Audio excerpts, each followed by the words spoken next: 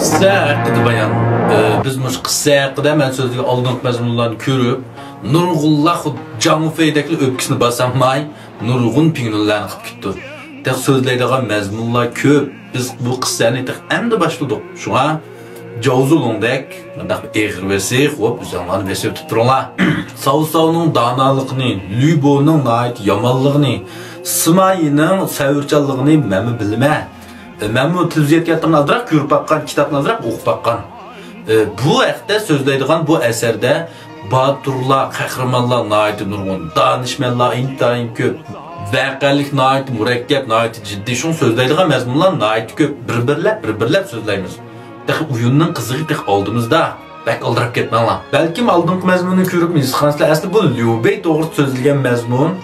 Birla mazmun. Men bir tiniqdilar 30 minut so'zlab o'tib selib, shuning bilan buni qisqartib, uning keyin yana 3 parchalab ayrim yo'llab qo'ydim.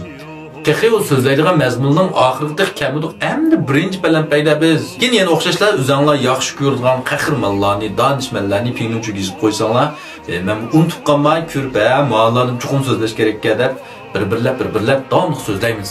Endi temining oxiriga kelsak, men Lyubeydan o'rganishimiz kerak desam, nurg'unlar va Lyubeymdan o'rganamdi desa, uqmayotgancha afgan buni. Men degan savsavdan o'rgandig'ini, men degan Sunchandan o'rgandig'ini deb ketibsizlar.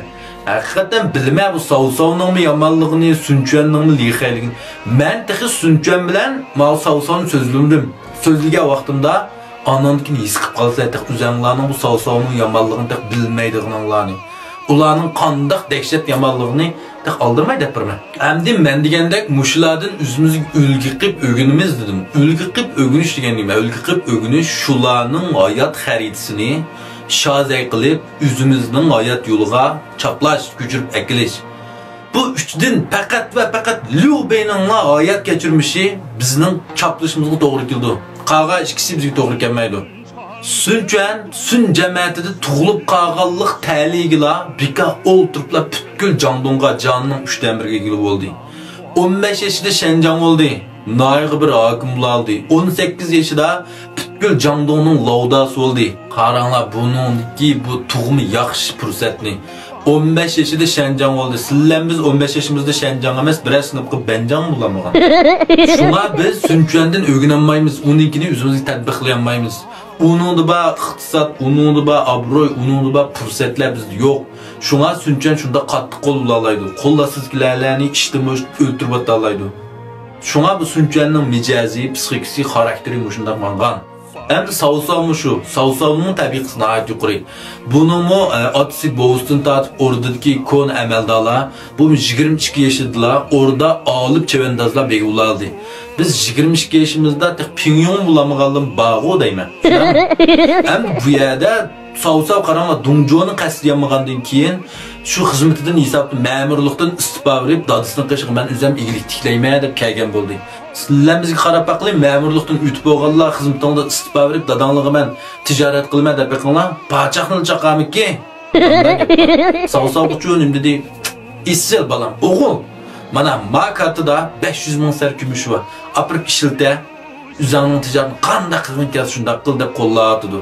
Savsavning qo'lini birlashtirganti, jonlik Batur azmatlar, danishmanlar tuxumning ostiga to'planib oldi. Sizlar biz ishga vaqt talaga chiqib, adash dapanji bilan mehmon qilay deb chaqirib baqinglar, balalar necha balalarni chaqira olarkansizlar.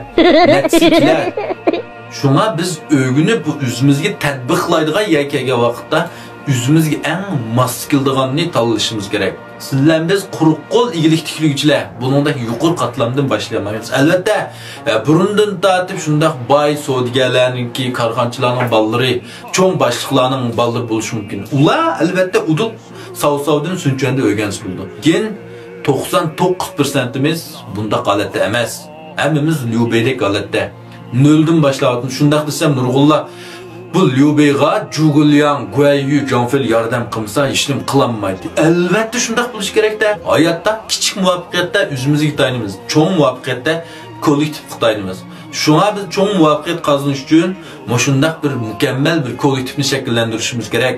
Lyubeyning yomonligimi mishada o'zining qo'l ostida shunday Juguliandek danishman, Guayu, Janfeldek Batur azmatlarni o'z uchun xizmat qildira oldi. Bu odat ish emas. Buning sangi shunga o'xshash rahbarlik qobiliyating bo'lish kerak.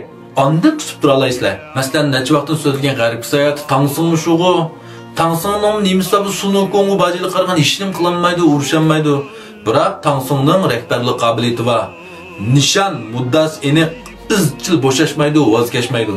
Shuning bilan ma'larga lavda bo'lib, dingda bo'lib bora oldi. Shu sizlar ko'zga ilmagan Lyubening shundaq donishmand boturlarni ishilta olishi, shularni o'ziga xizmat qilib olishmi shuning donaligidan. Biz shu Lyubedek iqtisodimiz ojiz, atrofimizdagi kuchlar ojiz vaqtda shularni qadrlab, shularga barcha ko'nglimizda mehribonlikni yetkazishimiz kerak. Bu saxt yolg'onlar uningla ishonlamamsin. Faqat savsavdak, sunjuandek tigidin, ulidan ching shundaq cho'nglar qo'lasidek shundaq qattiq, rahimsizlik qila oladi. Chunki ularda odam ko'p, boylik ko'p, ixtisosliklar ko'p, birisi kelsa birisi bor, qo'rqmaydi. Lyubeychi undaq emas. Jonfey bilan go'yu ketib qolsa kimni ishilta javzolonda ishlanlar mumkin. Nimadir Jugolyan ketib qolsa-chu, mana shundaq gap. Shunga bu barcha kuch bilan shu kimning qachiq kelsa, mehribonlik bilan shu ularni ishilta oladi. Ko'ngilni futib oladi. Bunun qobiliyati mishada. Endi bu Lyubening hayotim shundaq payizchu. Bu Tavchanga yordam berib, necha ming lashkar bilan shu jo'ni qo'g'dig'il kelib, shu jo'ga egib qoldi.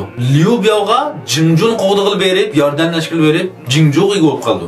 Lyujanga Yijoni qo'g'dig'il berib, yordam berib, endi yana Yijo'ga egib qoldi. Bu xalqning turmushini yaxshilayman beytimda yuzi boyib yaxshilab turdi. Lyubening butkul hayotida başqalarga yordam qilish orqali o'zi kerakli narsaga ega bo'ldi. Bu nayt qaltis bir taktikatchu.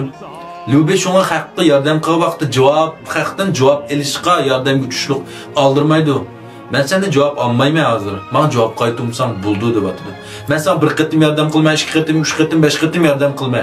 Eng oxirida o'zim haqiqiy ko'nglim tatgan, shu o'zim olmoqchi bo'lgan narsamni chuqum olaman. Senmi o'z ixtiyoring bilan birsa deb atadi.